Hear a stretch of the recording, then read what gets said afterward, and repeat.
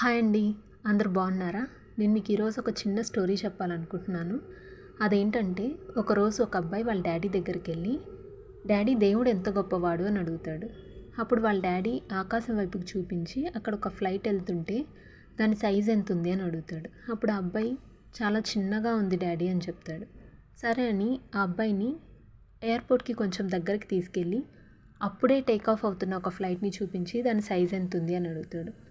పెద్దగా ఉంది డాడీ అని చెప్తాడు.